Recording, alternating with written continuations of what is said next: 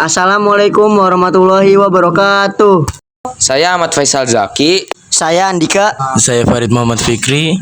Saya Hanggit Eka Angka Wijayanti. Saya Kaila Anggiaryanti. Saya Sri Vidya Ningsih. Selamat menyaksikan.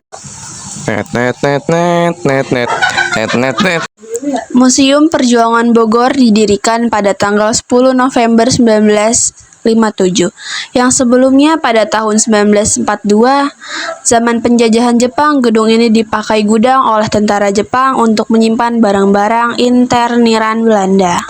Pada tahun 1945, gedung ini dipakai untuk menyambut dan mempertahankan kemerdekaan yang telah diproklamirkan oleh proklamator Soekarno-Hatta.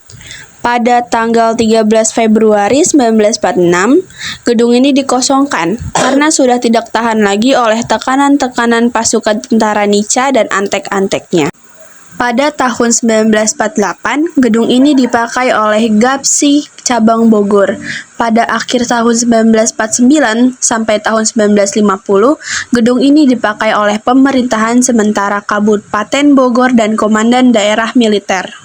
Pada tahun 1952 sampai tahun 1958, gedung ini dipakai oleh SR Negeri No. 34 Bogor dan akhirnya oleh pemiliknya yang terakhir yaitu Bapak Umar bin Usman Al-Bawahab pada tanggal 20 Mei 1958 dihibahkan kepada Museum Perjuangan Bogor menjadi milik Museum Perjuangan Bogor.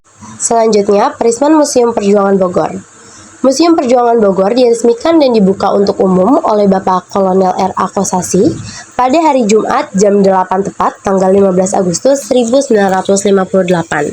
Karena pengurus Yayasan Museum Perjuangan Bogor sudah banyak yang meninggal serta lainnya tidak aktif, maka atas prakarsa Bapak Kolonel Oik Suroto pada tanggal 26 Agustus 1981 dengan suratnya, dibentuk kepengurusan Yayasan Museum Perjuangan Bogor yang baru dengan Ketua Bapak Lektol Didi Sunardi dan Wakilnya Bapak Lektol R. Suharjo.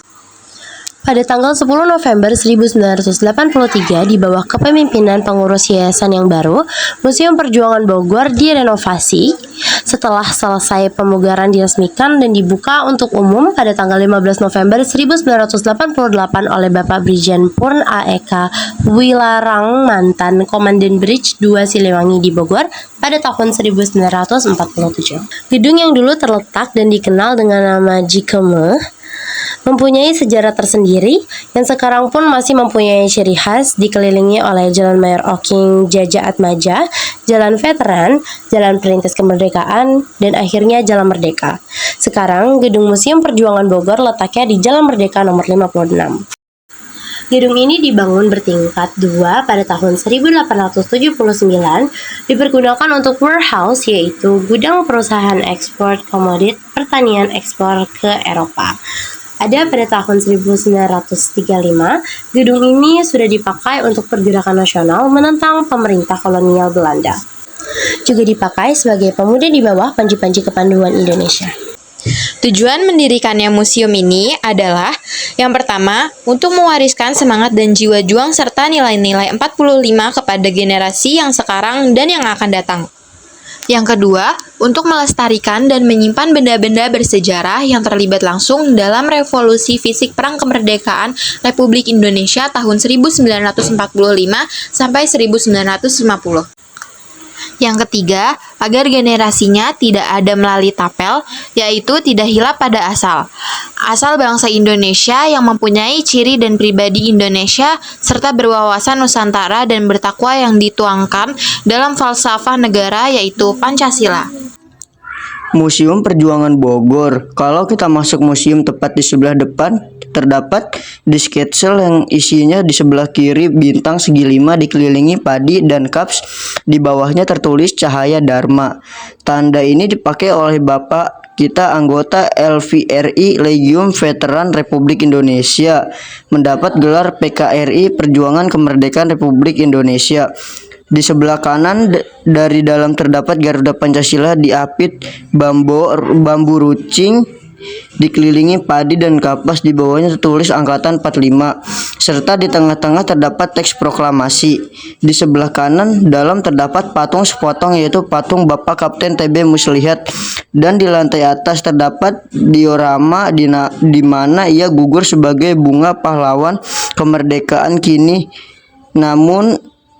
namunnya diabdikan dengan nama jalan, yaitu Jalan Kapten Muslihat.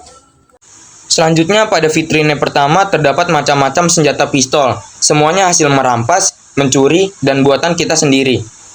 Juga terdapat di sampingnya ialah senjata mortil, yang kecil dinamakan baby mortil. Tentara Jepang menyebutnya Toki dan To. Senjata ini sangat ampuh sekali untuk menganfal musuh dalam perlindungan terbuka, serta dapat menahan gerakan laju pasukan infanteri.